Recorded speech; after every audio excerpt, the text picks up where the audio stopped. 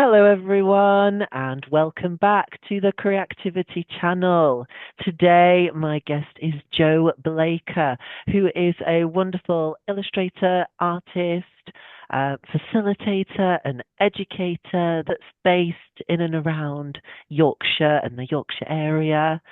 Um, and you've worked with lots of cultural institutions such as the Yorkshire Sculpture Park, the Hepworth in Wakefield, York Art Gallery, and amongst other things, you lead your own drawing groups as well as online groups. And recently, you've launched a Substack as well, where you encourage people to get drawing.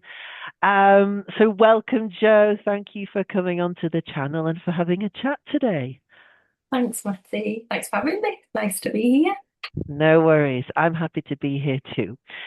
So, could you introduce yourself in a few brief sentences? Because I know I've tried to do it from my end, but I feel like labels sometimes don't do it justice. So, could you Mm. introduce yourself and how you would like to introduce yourself in your own words? Who you are and sort of what do you do? I'm Jo Blaker. I'm a visual artist from West Yorkshire. And in a nutshell, I have essentially like a personal sketchbook-based drawing practice. And that is often can include sort of mark making. It can be experimental. It's also observational. But Mm, from that, from my own practice and what I learn and experience, I share that with other people. So I teach and I do that, as you were saying, on online platforms. And I do some in-person teaching. I used to do more of that. It's become more online recently. Um, but yeah, I think that sums it up. mm. I get the most pleasure out of helping other people enjoy drawing more, basically.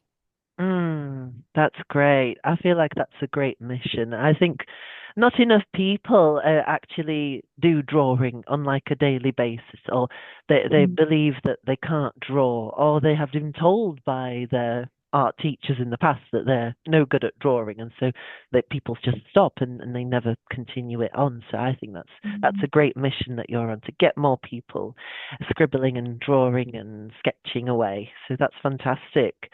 No, wonderful. So, did you always consider yourself a creative person? And, like, did you ever have that spark or feeling, or when did that feeling arise that you thought that, creativity was sort of the thing for you and the direction that you wanted to head into in terms of your career and education and things Mhm. like that? Was there Yeah. ever a Well, point? I think a lot of my happiest childhood memories are connected to creating. So Mm, I always enjoyed it, always found it exciting, and um, remember sort of imitating, like playing out, being a presenter, like mm. watched a lot of, Blue Peter, that kind of thing. And I remember Yes, as a yes, yes. small child pretending to do that.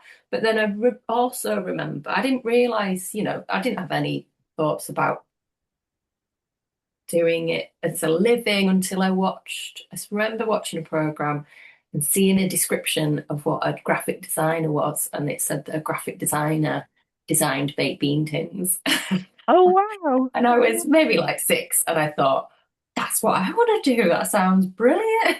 That was the first point that I became aware that it was potentially something I could do um, in life. And then, and it's weird, isn't it? When do you start becoming aware that it's something you enjoy doing more than other kids? I think there were a few things in school where teachers responded to what I was doing, and it got, people, it got put on the wall and stuff Mm, like that. So yeah. became to go, oh, so other people seem to Mm, think that I'm all right at this. Yeah, and then really. So I continued just creating as like through my childhood into my teenage years, and then there was an art teacher at high school. She wasn't actually my art teacher, but she Mm. said to me, "Have you thought about applying to art college?" So that kind of set me on the path that I, yeah, continued on after high school. Wow, that's great, isn't it? And it's fantastic that you had that, supportive teacher in your career and on your journey. Because sometimes if it wasn't for that one Mhm. person who actually saw that potential in you, you might have gone down a completely different direction.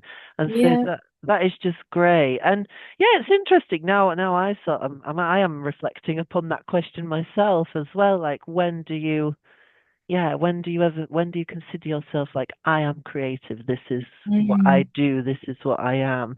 And I think it's like you said, it's when sort of people externally start to sort of say, oh, you're good at this. And like you said, it goes on the wall or some sort of art competition or whatever. And yeah, I suppose it's when, yeah, the external world sort of starts giving you that label of, oh, you're a creative person, you do these things. And, Mhm. I suppose, yeah, I think you've hit the nail on the head there. Yeah, in terms of suppose it starts from there. I suppose when we're small children and then we start going out into the world and into communities and sort of we have to identify ourselves like, hello, I'm Joe, hello, I'm Matty, this is who I am. And yeah, moving slowly onto creativity.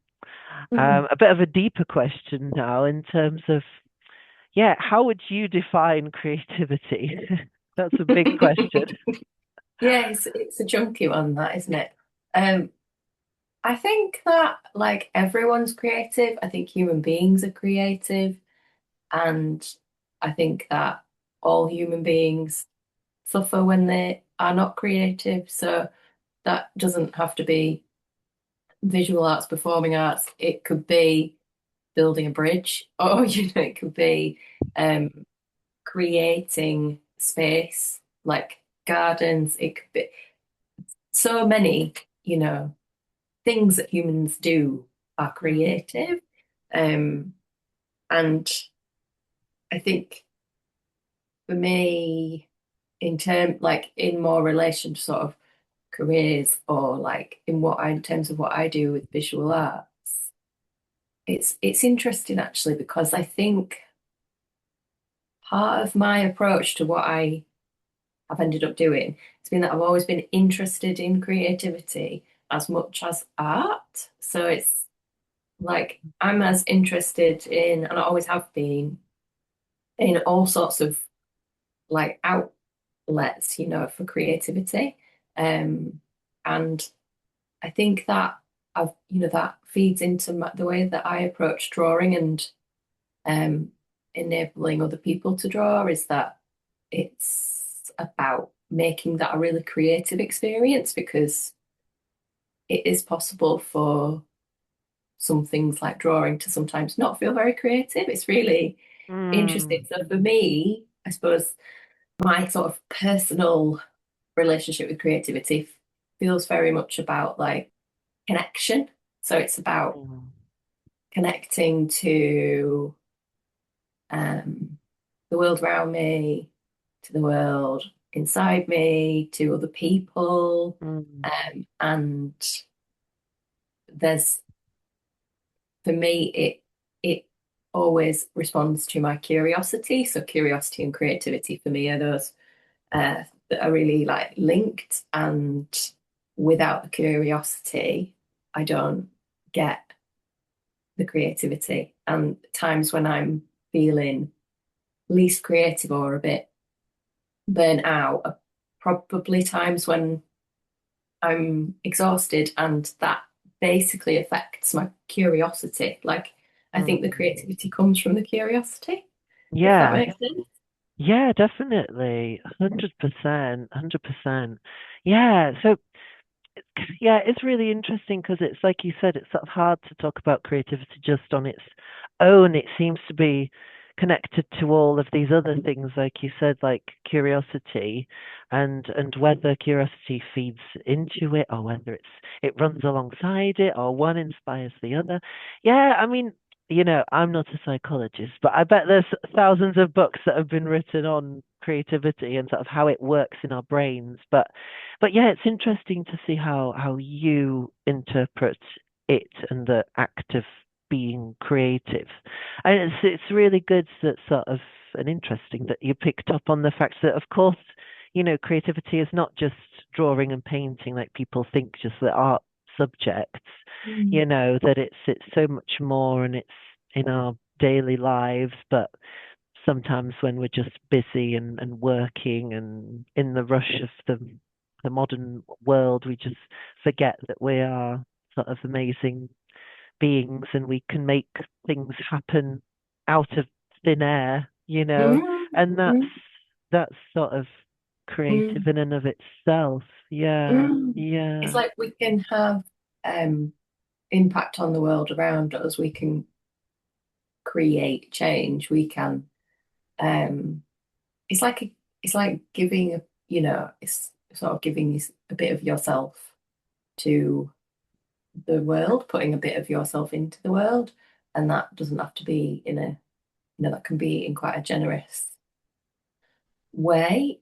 Um, I think I found there's a book I found really interesting about creativity that I would recommend to people who are interested in ways of working and especially like working with other people. So it's called The Gift by oh, Lewis Hyde, and he is a poet and he writes about gift economies. So in indigenous cultures, there are these other ways of it's about exchange, and it's really fascinating. But it really made a lot of sense to me in relation to what I'd experienced of the sort of teaching work that I was doing, where one of the sort of main principles that sticks in my mind is that the gift has to be kept in motion. So it's sort of this idea that you receive, if you receive creatively, like it's about passing it on.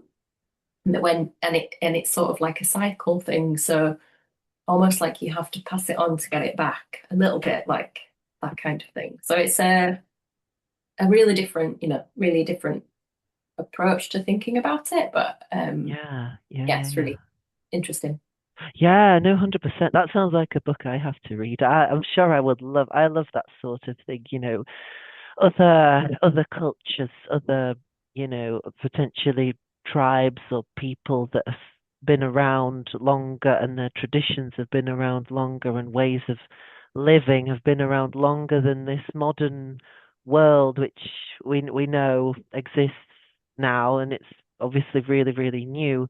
But yeah, in terms of those cultures, and they've got a completely different mindset as to how to approach life Mm. and living and being and things like that. And that also approaches creativity. But yeah, that's really, really interesting. That act sort of passing creativity on and then Mhm. it comes back to you and then it goes Mhm. around and around. Yeah. Yeah, I really like Kind of, that image. it has it has to be shared. So, Yeah. and I think the kind of part of the idea is that if it's not shared, it kind of has a negative impact. And you know, I feel like I see that in people's lives that Yeah. it often causes people some sort of suffering if they're not able to use their creativity.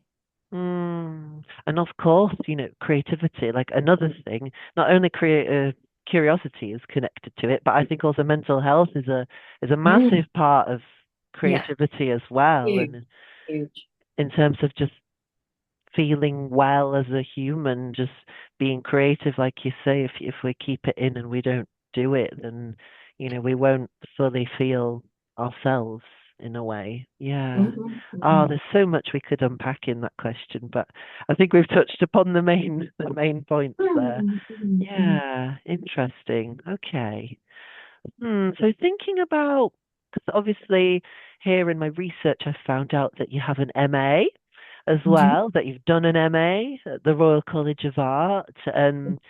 sort of you went through that journey of going to art school, and I was just wondering how that experience was for you, because some people find art school beneficial, some people have never gone to art school, and just Mhm. I suppose it's a personal decision. But yeah, how did you find going to art school? Was it beneficial in any way in terms of helping you get to where you are now? Mhm. I think it's a really interesting question, but and it's sort of um like more than like two sides to it almost for me because um it absolutely was a, a brilliant thing to do. So like I say, I went to art college when I was 16, and I think if I hadn't gone to art college at that point and I'd gone to, make like the alternative, just gone and done my A levels, I think I would have been really bored. And for me at the time, it massively opened my mind to um, all sorts of aspects of art that I hadn't been aware of. And I think that was through the course that I was doing, but it was also just me being in the library looking at books. So I remember that, yeah, just opened this whole art and design thing up to me. So that was brilliant, absolutely brilliant. And my experience of that sort of higher education, I think um, I was always drawn, like I was saying, I was really interested in lots of ways of creating work. So the courses I've always done have been like the in sort of multidisciplinary kind of visual communication because it was obviously like drawn to the drawn image, but I was really interested in graphic design and photography and printmaking and all of these things. Those courses, it's so strange because they gave me lots and lots in terms of developing my critical thinking and my like awareness of all sorts of different types of work. A lot of the skills that I like was developing through those courses, I use now um, as somebody who's working for themselves. Like I use basic graphic design stuff. I use photography. I use some video editing, like lots of things that I'm not I didn't specialize in any of those things, and I don't have like incredible skills in any of those things, but I draw on that sort of foundation really quite a lot. And I think the emphasis on the sort of communication side of those courses has really fed into what I do in terms of being an educator and working with other people, and just that interest in communication, that's always been there for me. But it's easy for me to look back and also regret that I didn't specialize, that I didn't study illustration specifically, really, and that the courses didn't give me more practical skills. I left my MA thinking, could I go and do a foundation course? Because I actually felt so unequipped, like Oh, technically. really? Yeah. Okay. Um, I at that point after leaving my MA, I didn't even know what mark making was. Oh. I drew, but my drawing was very just quite intuitive, and I'd had very little input really in terms of like materials or any of the sort of like how to do it side of things, which I know can sound crazy to some people who haven't been through that education because they think, well, what were you doing then? What were you being taught? But I've been teaching myself really a lot about actual technique and colour theory and all the kind of like the skill of drawing. Mhm. Mhm. I didn't graduate with any of that. Mm. Haven't, yeah, wasn't taught. So Yeah. I've been kind of teaching myself. So Mm. it's and I think that being a playful and curious maker, um, I found difficult on a lot of the courses I was doing. And I was one of those people who really strived to like meet the brief. And Mm, then I would tie myself in knots. mm, And then when other people had kind of gone off tangent and got lots of like, woo, that's great, amazing. I'd be like, I don't, I don't understand. I don't understand. yeah. Like I found some of the experience actually stopped me playing. It really stopped me playing because there was a big emphasis on like ideas and Mm, it just, it never, I didn't find it easy to sort of find my natural way of working within sort of formal education. And I've got a feeling that I would always be like that mm, in mm, that sort of situation. So I think it's quite, that's maybe quite personal to me. But mhm, mhm. yeah, it's a real mixed bag for Yeah, me, that whole educational experience. But it taught me a lot about teaching as yeah, well, you know. And I think being around other people from around the world when I was on my MA was a great experience. And but there are so many ways to learn these days. It's changed a lot since I went to art college at 16. Um, yeah. yeah, and I think anybody considering the sort of higher education route, I would just advise to like really look into the course and really understand what you want out of it and really be sure they're going to deliver that. Mhm, mhm.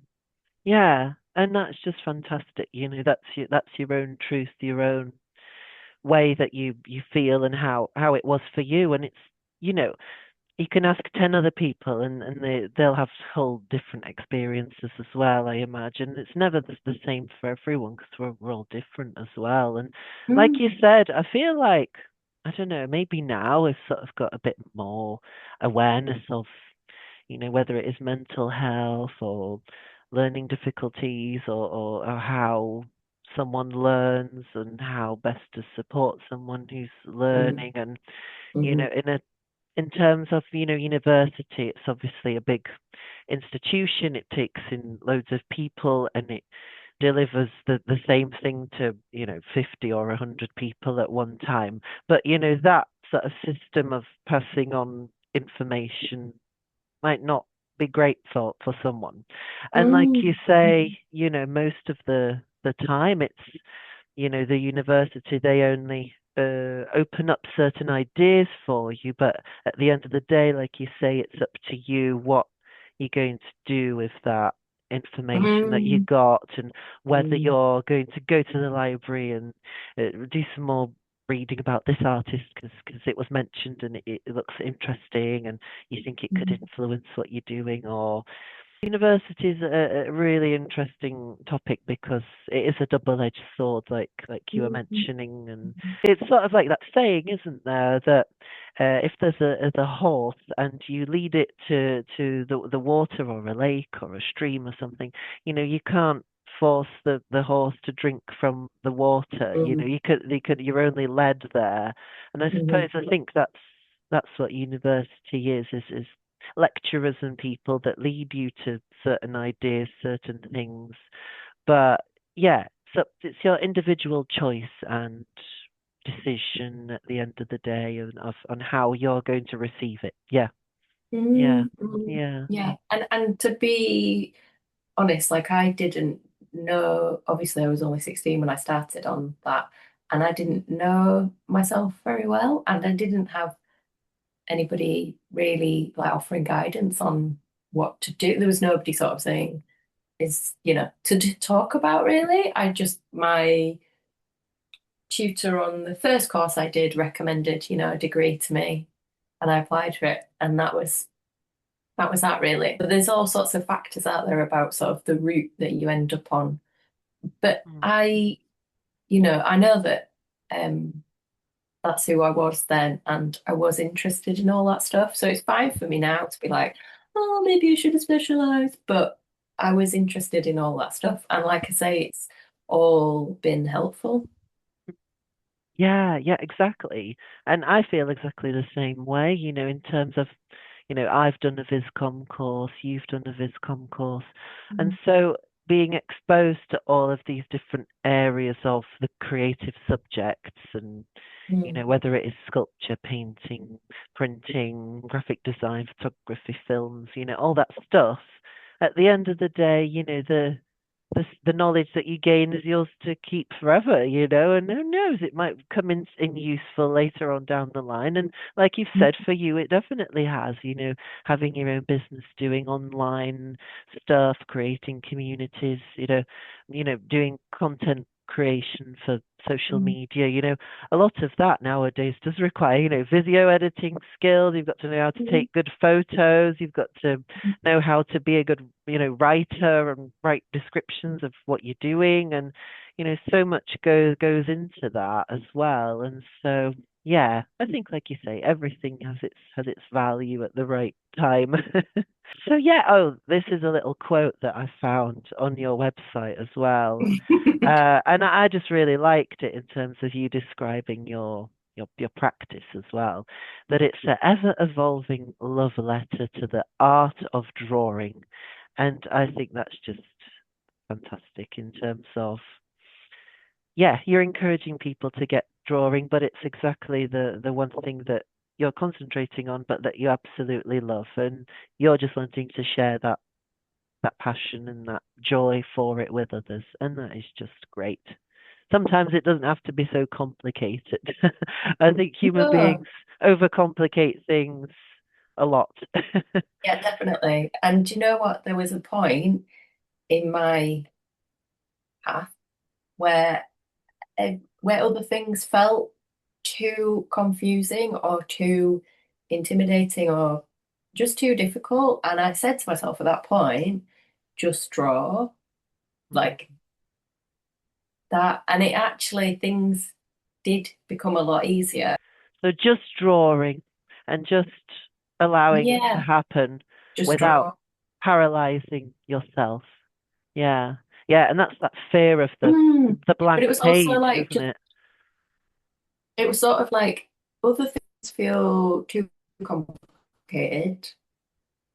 Just concentrate on drawing, and it's basically everything came out of that, really. So it was kind of forget all the other stuff. Like you were saying, people have it, we can have a tendency, and I definitely do, to make things more complicated than they need to be. And for me at that point, just shutting out all the other options, and just concentrating on drawing was like a choice. And yeah, it was the right choice for me, I think, at the time. Yeah, yeah, definitely, definitely. Just one option, one road Yeah, ahead. Let's yeah. walk down it and see what happens. The other things don't seem simple or achievable. Like, just go with that one and trust that one and see what Yeah. happens.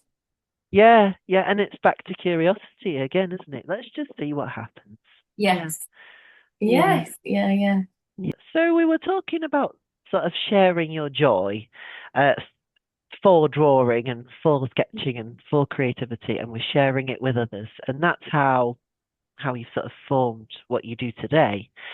Um, but yeah, how did that sort of form this the idea of an educator? And it seems to be a new word that's popped up in the last few years. Like, what does it even mean being an educator? Because yeah, because I suppose everyone can be an educator. I think as long as you're sharing knowledge, I guess that's essentially what it is, because it's not really, like a teacher in a school or a Yeah. university lecturer. It's more like, yeah, more personal, and you're sharing your knowledge. So what do you think about all that in terms of what is being an educator? Yeah, I mean, I think, like you touched on, I don't feel comfortable calling myself a teacher.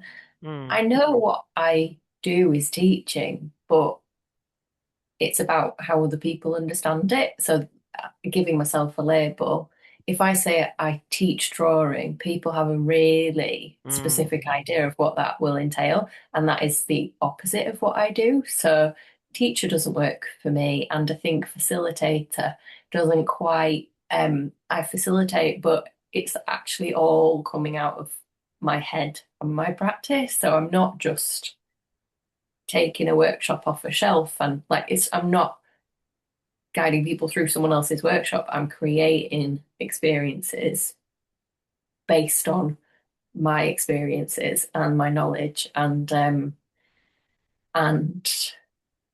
delivering that, yeah, in different ways. There have been artists who've also been educators like throughout history, Mm. and I think that's quite sort of quite interesting, quite fascinating, and it's always been something that I've been interested in. So I don't know if you did one, Matty, but at high school we had to do like a careers quiz and it'd give you an answer of what you should do for a living. And my answer was you should work in an art gallery teaching people about art. And that's what I did for a good like 10 years. So um my interests in learning have always been there, and everything that I produced as an illustration student, sorry, was actually about um, learning. So it was like I wasn't illustrating fiction stuff, I was creating non-fiction based on my love of nature or creativity. For me, like it's all always been there. And one of the first things that I created as a sort of piece of work beyond my university work was a resource for people to kind of creatively respond to a trip to the woodlands. And, I've created work in a similar vein to that in the last couple of years. So it's like I've been quite surprised at times the way that the roots of what I enjoy and my practice, the way these things come back around for me, and actually I've explored them in different ways, but um, there are real core things that kind of emerge. Just yeah, that I continually like return to and make work about. Mm. So I don't know if that answers what I think being an educator is, um, but Yeah. there are lots of ways that people can share what they know about a subject, Mm. and I think educator keeps that open Yeah. because, I can do that through writing, I can do that through running a workshop, but part of it might be running a free group as well, where I'm not actually teaching, but I'm observing and I'm creating opportunities for people to learn, whether I'm teaching it or not, whether the group is actually like teaching themselves. So Mm. yeah, it's I find like education, teaching a really creative way of working in itself. Um, that's how I approach it. Yeah. And yeah, I think that appeals to some artistic brains and, not others. But Yeah. yeah, for me, it's a massive, it's just it's an equal part, really. Mm. Um, and again, I think like mentioning before about that being interested in communication, I think that was always my interest in that side of things, the communication aspect. Mm. Yeah, it's always Yeah. been there as much as Yeah. the visual image making side of it. Mm. Yeah, it is an interesting thing because I feel like now as well, I feel like we're asking that question more and more of like, what even is learning and things like that, and Mm. we're constantly finding new ways of doing things. But in a sense, going to, I don't know, let's call it a professional somebody who has learned how to do something professionally or to a professional level, uh, and learning from them. It's that sort of image, like you were saying, like if you were to call yourself like a drawing tutor, then people have this image of, yeah, of a person, we go to this class, we learn about anatomy, drawing heads, and doing all this, and how to draw a tree, and all And some that. Like, faith. yeah, yeah, yeah. How to do all these things, like the theory and the sort of academic. I suppose that's the word I may be looking Mm. for, like the academic side of things. Mm. But yeah, the academic world isn't the only place where we learn. We learn from life, from other people, from having experiences, like you say. And I suppose that's exactly what it is. It's just human beings learning from each other. And Hmm. like you said, it's the journey that you're on, you're sharing your perspective, and then somebody else shares their perspective, and that's also learning and teaching. But Oh yeah, yeah, I mean, I teach because I like learning, and every time I have to teach something, I'm learning about it, and every time I deliver it, I learn from the people I deliver it to. So for me, I was always interested in it, but I've stayed interested in it because it's like a learning cycle for me. It's just this ongoing learning process. So that's, what I'm motivated by really is that learning is that, and that comes back to the curiosity again, doesn't it? It's um curiosity drives learning, and my drawing practice doesn't really stay still in the way that I don't have one way of drawing and I just draw lots of, I draw lots of things in that way. Like it's yeah, it's learning for me. Like my drawing practice is about learning. It's all about learning yeah, when I'm yeah. teaching. I think that's a big, big distinction as well in what you do. It's not, oh, we're going from A to B. It's not, there's not one set way of doing it. It's not logical thinking. It's like you're saying, it's process, creativity. Mhm. It's sometimes unplanned. Sometimes you have happy accidents, and then Mhm. that turns Hopefully. into, hopefully, yeah, and that turns into something. Or you might have a disaster and you have to clean up, but you might find something in that and learn something from it as well. Yeah, Mhm. I suppose it's again just simplifying it down. I feel like we place these tutors or academic people on pedestals like, I don't know. You know what I mean? And we look up to these people, but actually it's just a person at the end of the day, and all they're doing is sharing what they know, and that's it. Mhm. And that's it. But that's another aspect to it. If this teacher or lecturer doesn't enjoy what they're doing, then they're just going from the textbook, then that's hardly inspiring or motivational Mhm. to anyone. Mhm. And there's no learning process or journey or inspiration in that. So Mhm. yeah, yeah, yeah. Very, very big, big questions today. Yeah. Yeah, really interesting. Yeah. And it's interesting how you were saying as well in terms of like if a label doesn't suit you, like, not facilitator, but then Mhm. not even Mhm. educator, but it's a completely different thing. It's like, yeah, let's just invent new ways and new ways of being. And I suppose that's sort of what creative individuals are. We forge our own paths. We don't really go down the ones that are already pre-made and set. Well, some people do, and then as long as they're happy doing it, then that's completely fine.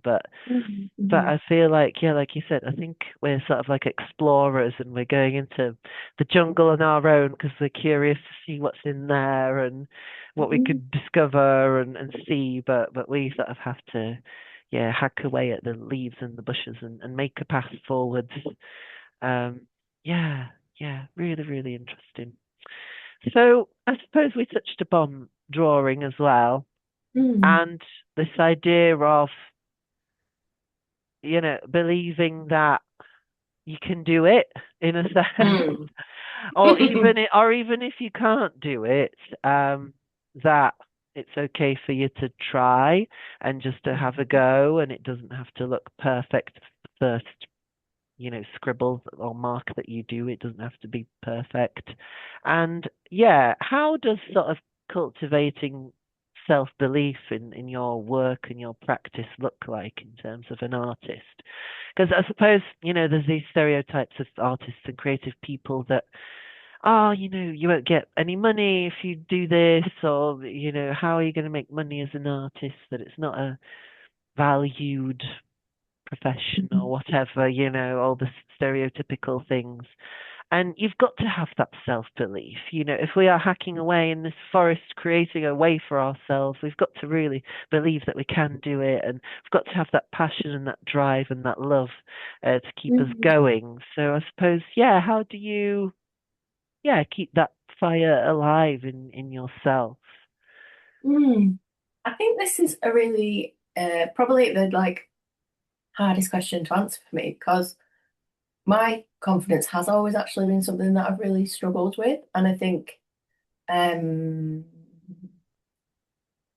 so. I have found this one hard to think about, and I think definitely for me over the years, it's been a case of like sometimes my confidence, my belief in what I can do has moved me forward, but then other times it's been other people's belief that has in me that has brought me to certain points.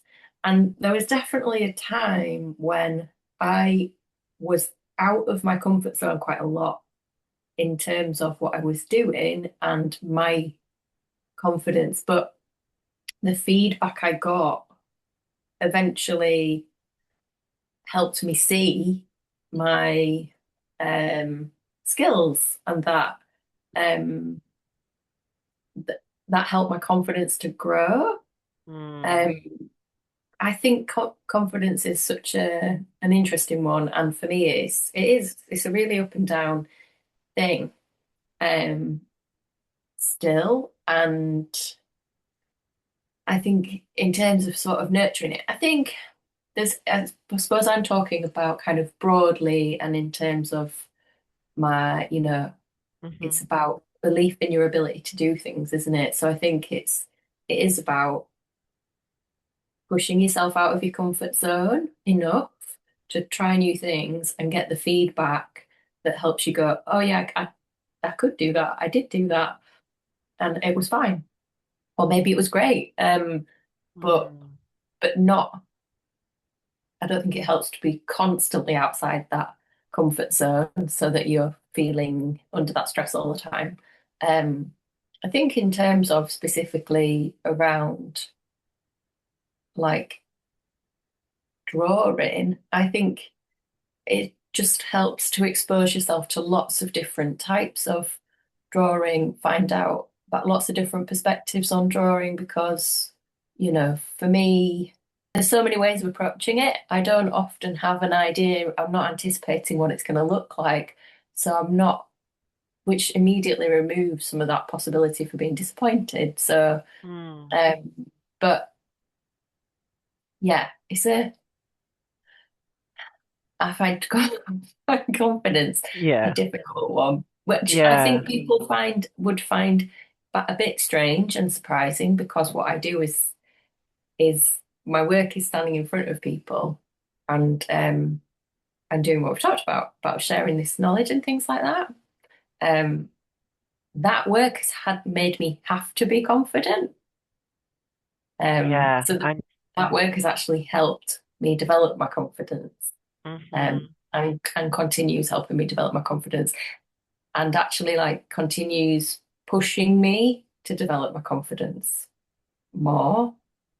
So I think it's yeah, little steps outside the comfort zone and getting feedback. It's sort of like knowing what feedback to value, isn't it? And what feedback to take in, because not all feedback is gonna be it's all subjective, isn't it? So Yeah, yeah, it's not that totally. everything, um, it's about yeah, knowing when to take the feedback on and Mm. let it impact your confidence if you can. I don't know if that's helpful, but Yeah, yeah, no, definitely. Yeah, yeah. And, you're giving me loads of points of view and everyone that's listening as well. It's all a conversation at the end of the day. There's no one set way of doing anything. So Mm, I mm, really do. Yeah, it's a tricky one, I think, and an interesting one. And everyone's got their own journey as well with mm, building that confidence to do things. But I think it's interesting how you mentioned that your work and what you do is the thing that actually, yeah, makes you sort of show up and be this mm, person. And mm, even though sometimes you might not be feeling it, or something really scares you because you're trying something new, mm, but I'm Joe Blaker, I'm Matty, and we've done so many things in the past, and so we'll do this as well. And I feel like it's how you were saying in terms of, yeah, we've got our comfort zones, and we're venturing out slowly and sort of gaining information, like tried this, oh, it didn't work, and mm, tried that, oh, it worked a bit better, okay. And so slowly expanding in mm, in that way. But yeah, thinking about feedback as well, and how important that is as well, to have other people impacting on you and sort of giving you that feedback. Because, mm, yeah, especially in art school, I've found that I got quite easily stuck in my own sort of way of looking and seeing things. And the best thing about sort of art school is the fact that you've got so many other creative people to share ideas with. So when we would have like a critique session, and we would bring all our work together, and then we would all say, and what we think about it, what was successful and what was unsuccessful about the work. And mm, having that perspective of other people helped you grow as well, because then you could mm, see yourself, or you could see the work from a totally different perspective. And mm, so, sort of linking it back to your work as well, that is just so important, I think, to create these spaces, these communities where we can just be and try stuff and talk to people.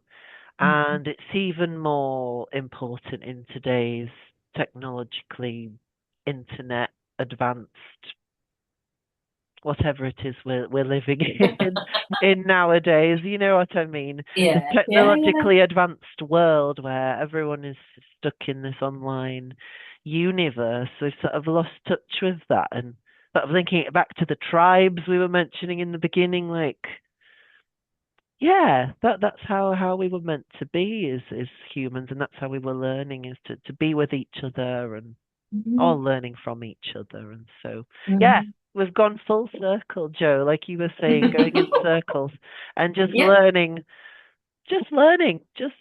Yeah, I never know exactly what's going to come out of these chats, but it's Mm, it's mm. it's we'll go and we'll have a go, and we'll see what happens. Yeah, yeah.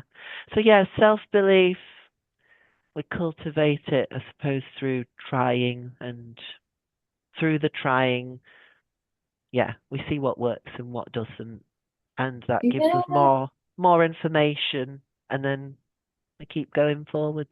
Yeah. yeah. And I think the longer you stick at it over time, those ups and downs, you ride them out. And I think they get a little bit easier to ride out because you've had quite a few of them by that point.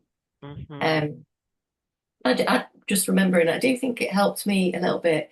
Um, I read a lot and I like reading about other artists and other creative people's sort of stories and journeys. And whenever I hear a thing about someone else's experience and it resonates with me, I think that over time that's all built, it's helped me believe in myself.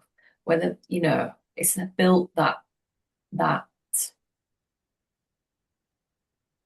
self-belief in even in just like in what I'm trying to do, or what I'm doing. It's just Mm. that in terms of seeing yourself as an artist, I think the more that you hear from a range of sort of artist stories or voices, um, things that resonate with you, I think for me that's just so significant because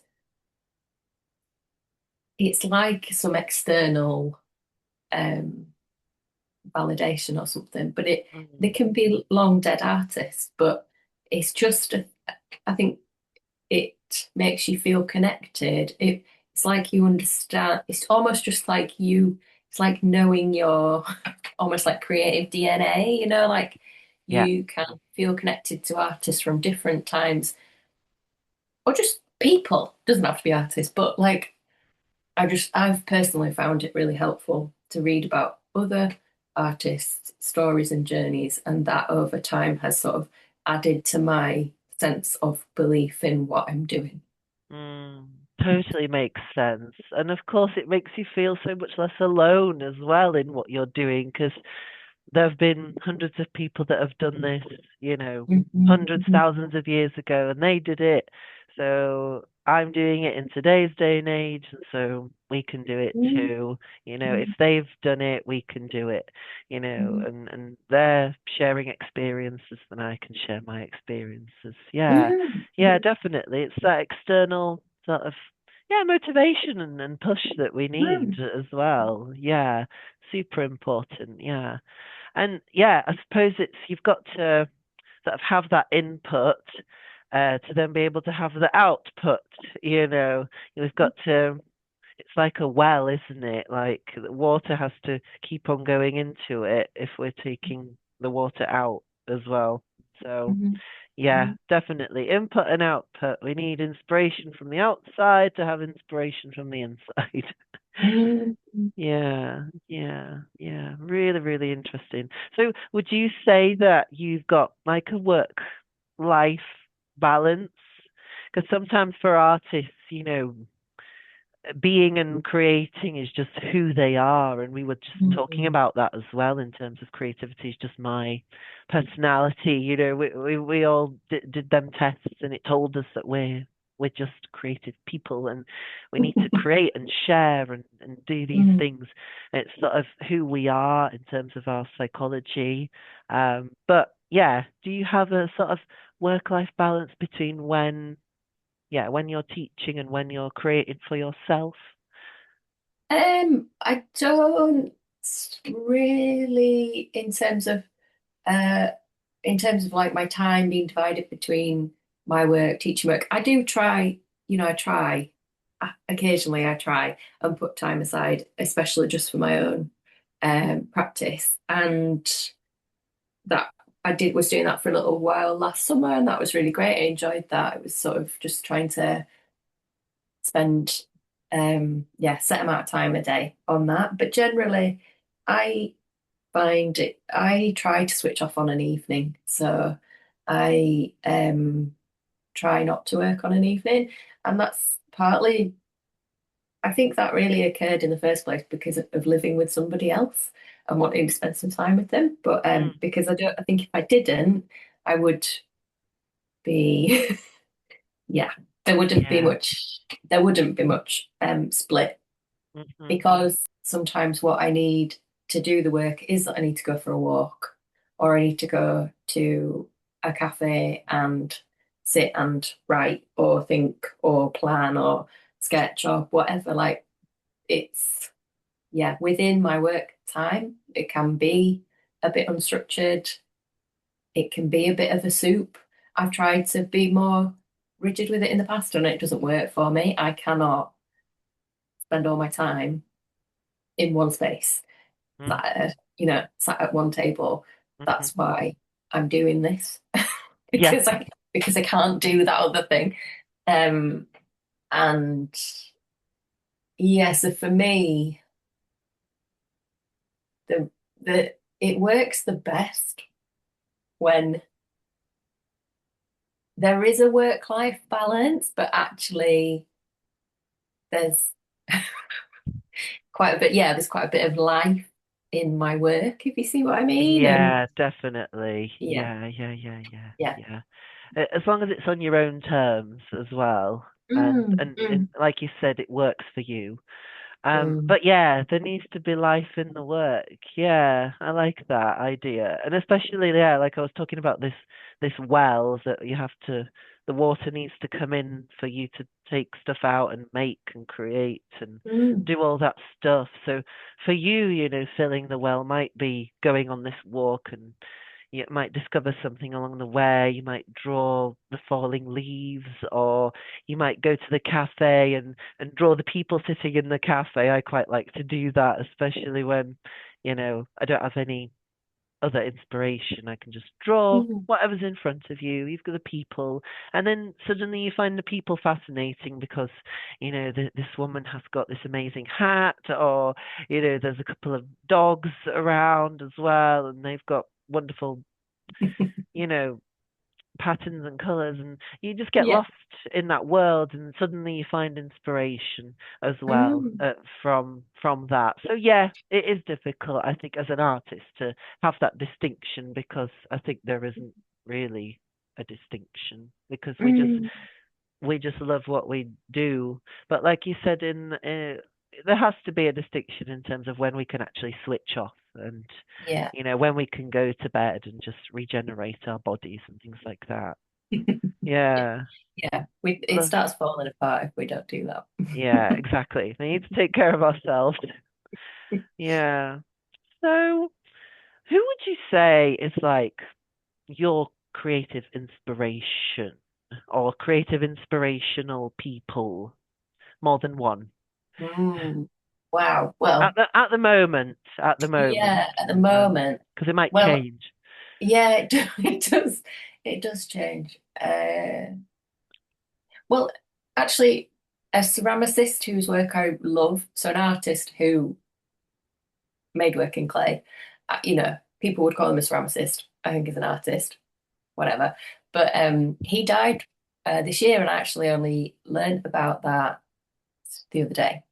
Oh, So I've been thinking about his work again. He's called Gordon Baldwin, and he made beautiful work on paper that really inspired me quite maybe, I don't know, 10 years ago or something, 15 years ago maybe. And I really want to look at his work again. So I am really interested in ceramics. I'm often inspired by ceramicists' work. So I am keen to look at his stuff.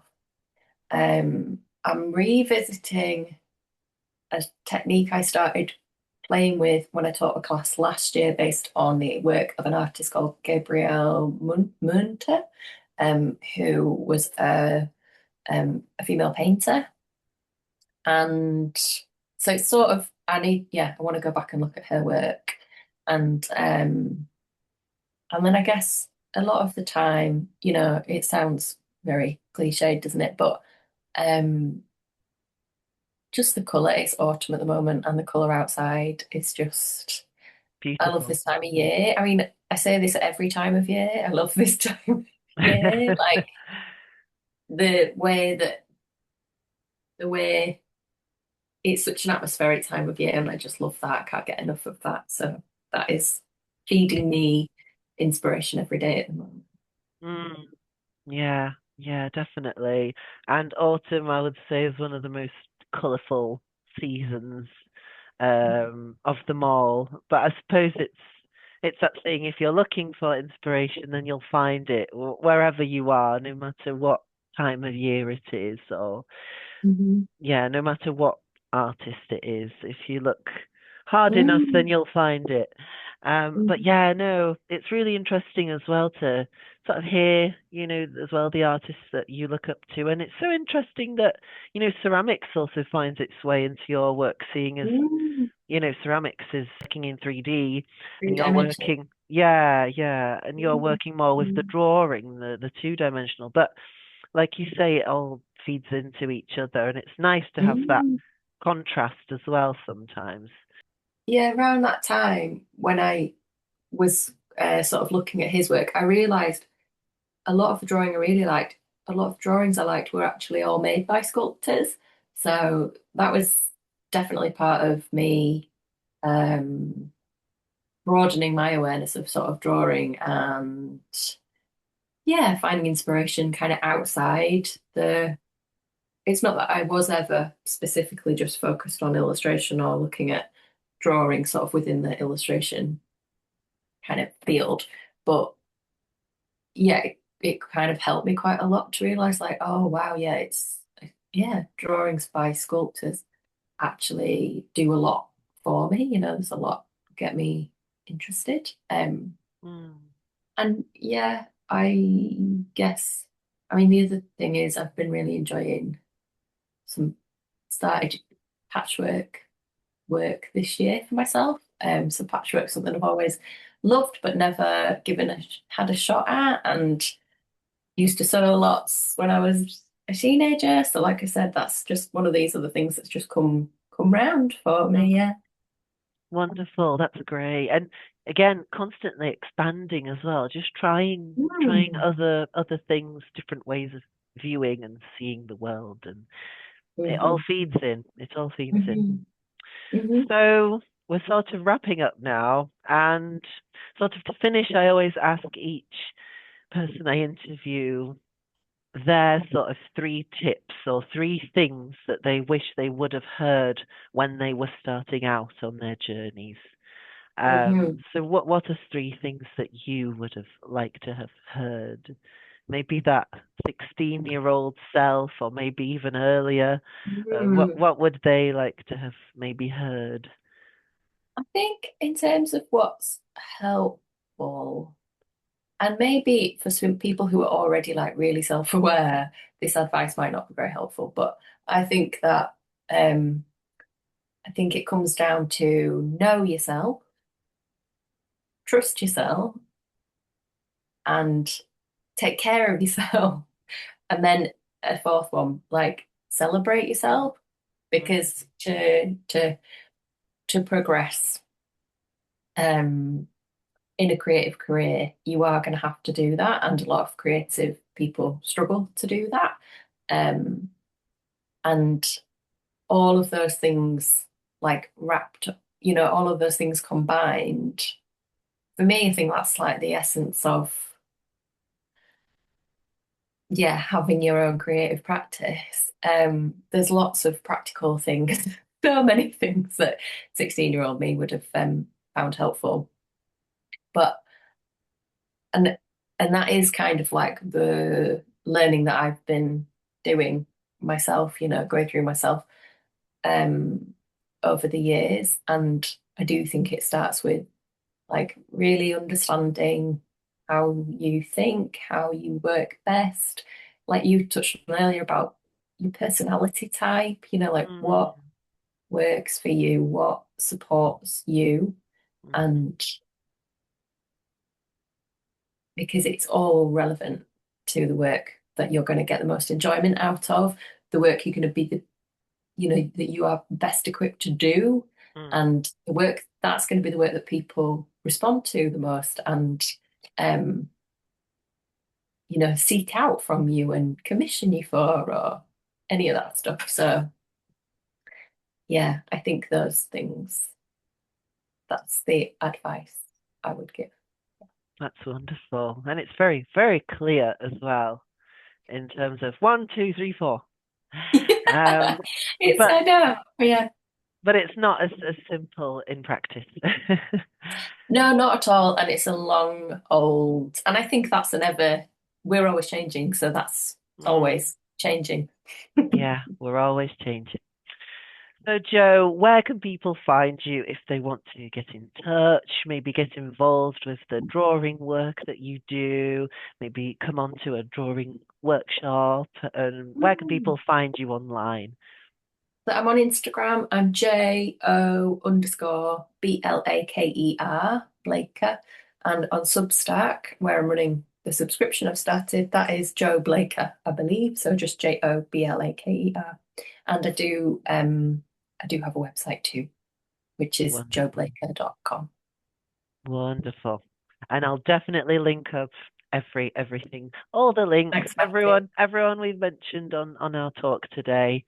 But thank you so much again for sharing your wisdom, your time, your perspectives with us today, and hopefully everyone listening can be inspired on their further journeys, furthering Yeah. our artistic abilities. Yeah. There we go. Thank you very much for Thank you for listening. having me. Thank you for coming on.